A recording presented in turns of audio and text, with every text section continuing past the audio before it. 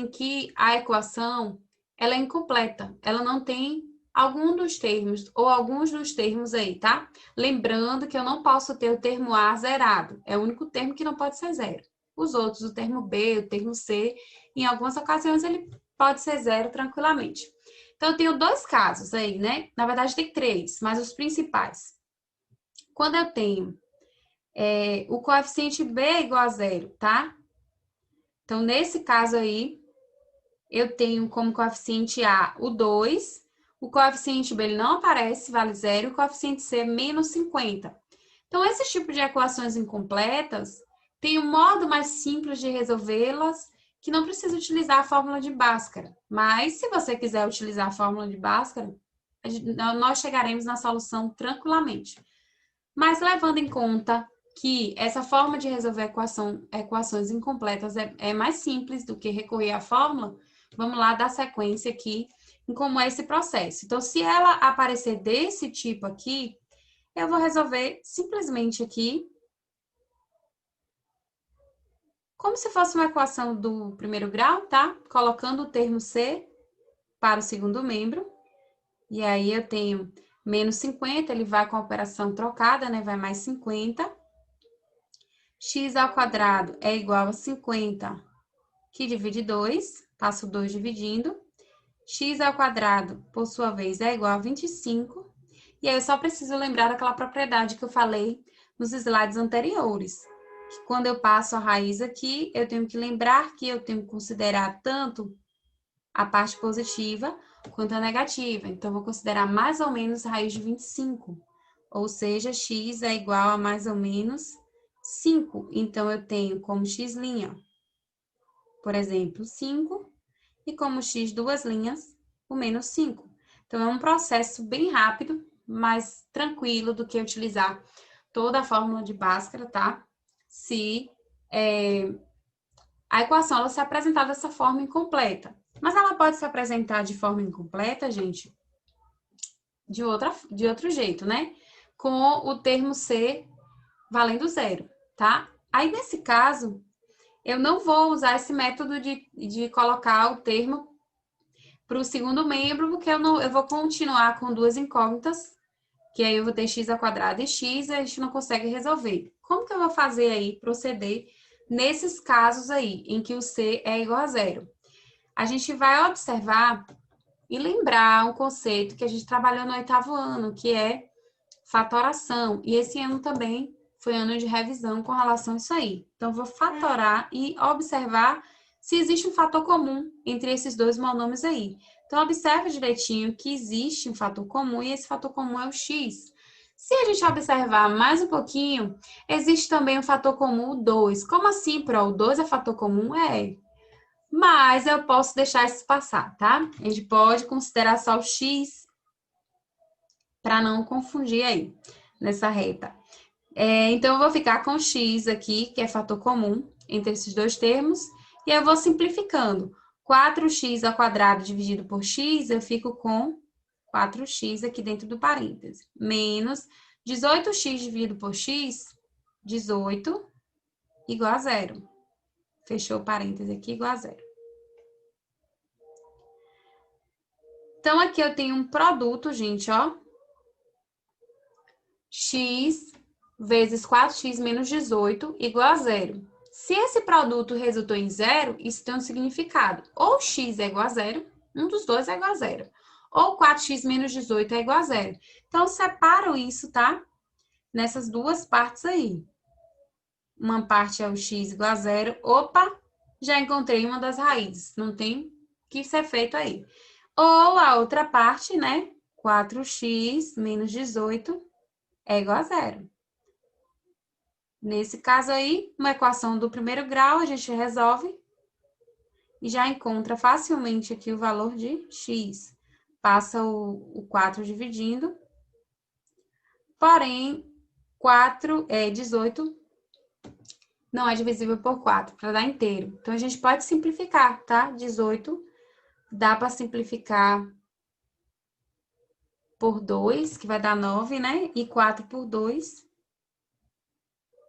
que vai dar 2. Ou ainda eu posso escrever o número decimal, né, que representa essa fração aí. No caso, 4,5.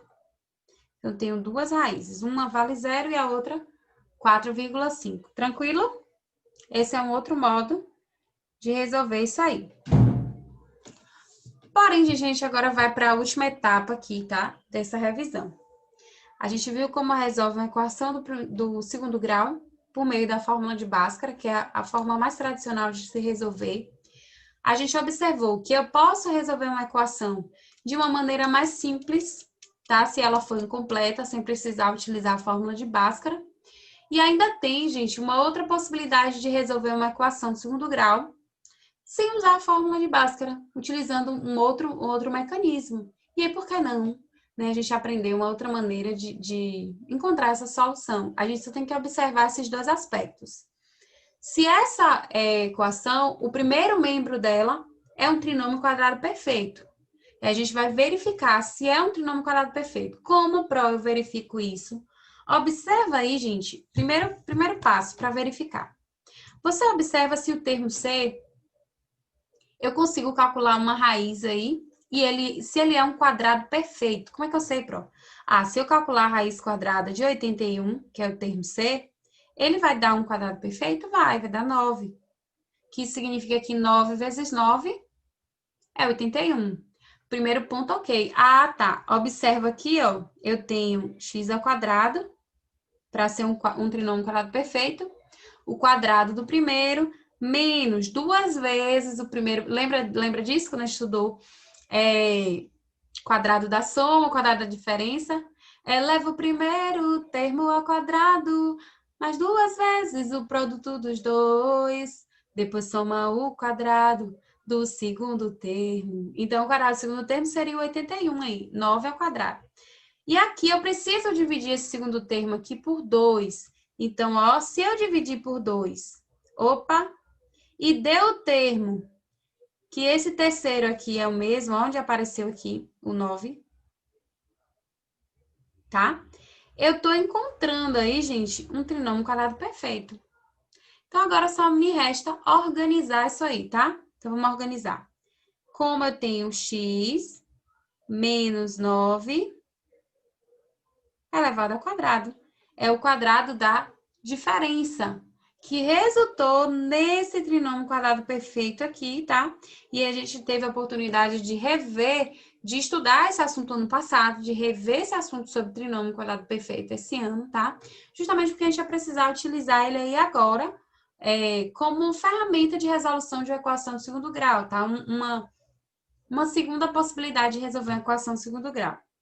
Feito isso aqui, ó, pronto, eu já vou, x menos 9 é igual a mais ou menos a raiz de zero, porém, raiz de zero é zero, né? E nesse caso, eu não preciso manter o sinal, porque...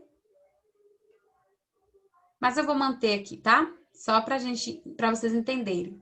Então, eu vou ficar com mais ou menos zero, mais 9 que passou somando, e aí eu considero as duas raízes, ó, elas serão iguais. Porque eu vou ter x' é igual a mais 0 mais 9, que vai dar 9. E se eu for pegar x duas linhas, colocar menos 0 mais 9, também vai dar, 9 também. Então, eu terei aqui ó, as duas raízes com o mesmo valor, tá certo? Seguindo aqui, nesse caso aqui, nós encontramos... Vou dar mais um exemplo, tá? Antes da gente ir. Mais um exemplo em que eu observo e vejo se é um trinômio quadrado perfeito. Qual é o primeiro passo? Olho para o termo C, 64. Dá para calcular a raiz de 64? Eu vou ter um quadrado perfeito aí? Vou. 8, né, minha gente? Nesse caso aí, porque... Deixa eu arrumar aqui. Nesse caso aí é 8, porque 8 vezes 8 é 64, tá? Aí eu vou lá agora, depois que eu observei isso aqui, vamos para o termo do meio. Eu tenho aí o 16, tá? Então, eu vou pegar o 16 e dividir por 2.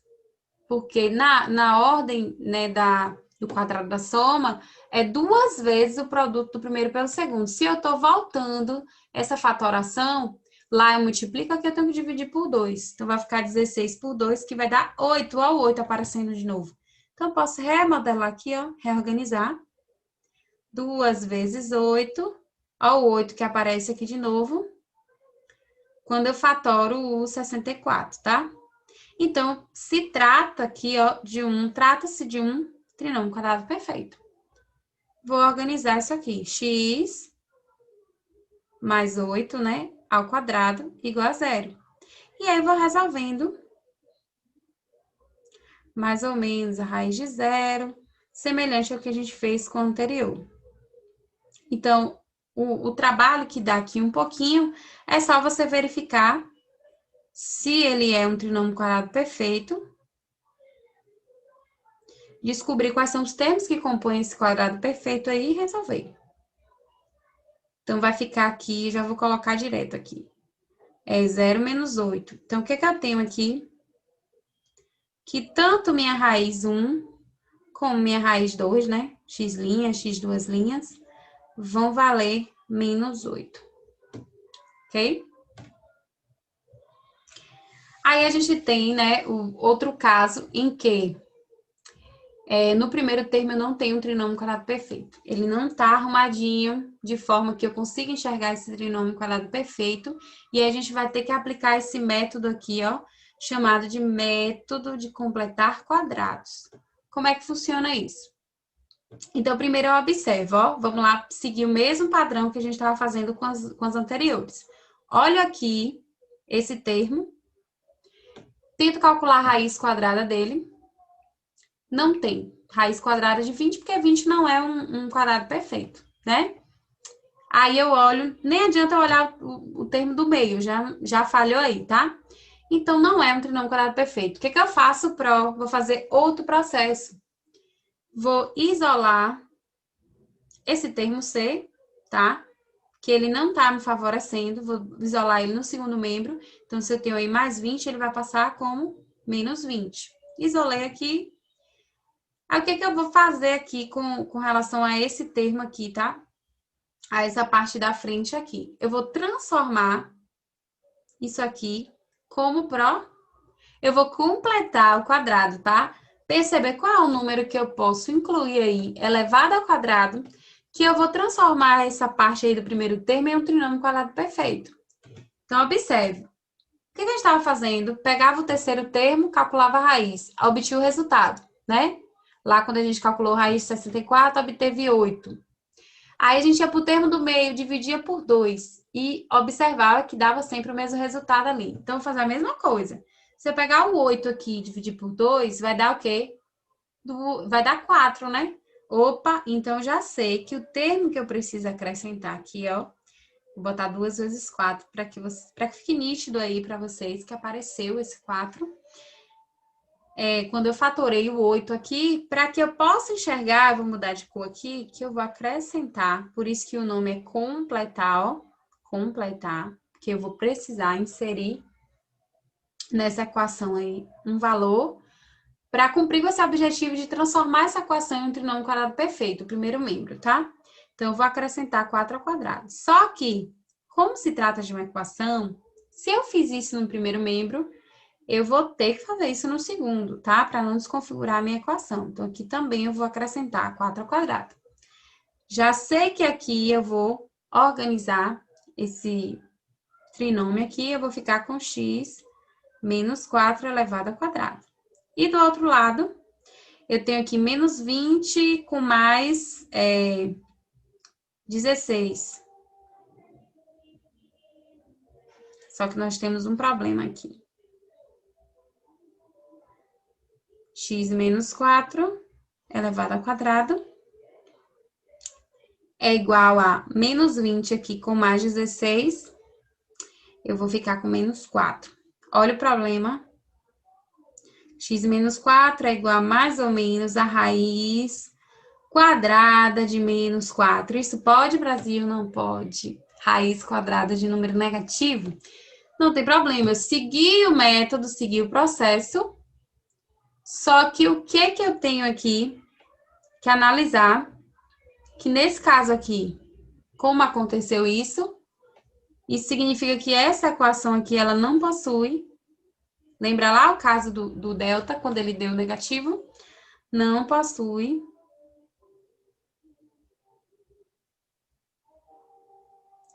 raízes reais, tá? Mas se possuísse, nós íamos continuar aí calculando e encontrar as duas raízes utilizando esse método aí, tá bom? Deixa eu repetir aqui para vocês, tá?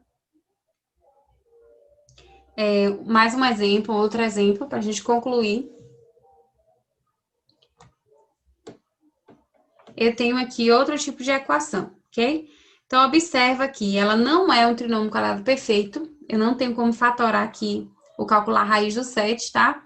Então, eu vou fazer o mesmo procedimento. 4x ao quadrado mais 12x é igual a 7. Passei o 7 para o outro membro. Se ele estava subtraindo, ele foi somando, tá bom? Aqui eu vou fazer a mesma coisa. Vou observar qual o número aqui, lembrando que aqui, lá no outro exemplo, ó, o coeficiente A era 1. Aqui nesse exemplo, o coeficiente A é 4. Então, eu tenho que levar isso em consideração também, tá? Se eu fatorar aqui, eu vou ficar com 2x ao quadrado. Já estou organizando aí o meu trinômio quadrado perfeito. Se eu dividir o 12 por 2, vai aparecer o 6. Porém, eu tenho esse 2 aqui, ó, que representa o termo A. Então, eu vou precisar dividir, fatorar esse 12 duas vezes. Então, vai ficar 2 vezes 2 dá 4. Para chegar em 12, 3. Para que isso, Pro? Deixa eu explicar. Esse termo aqui, 2, representa sempre a fórmula, né? Quando eu estou desenvolvendo o quadrado da soma, o desenvolvimento conta com a multiplicação por 2, que é o quadrado do primeiro, mais 2 vezes o produto do primeiro pelo segundo, tá? Então, esse aqui seria o 2 da multiplicação lá da fórmula. Esse 2 aqui, ele se refere a esse 2 aqui do primeiro membro. Ah, então, quem é o do segundo membro? Quem é o segundo membro que apareceu aí? O 3. Logo, eu vou precisar acrescentar aqui esse 3 ao quadrado. Se eu fiz isso no primeiro membro, eu vou acrescentar aqui no segundo também. Feito aí o meu processo aí, tá?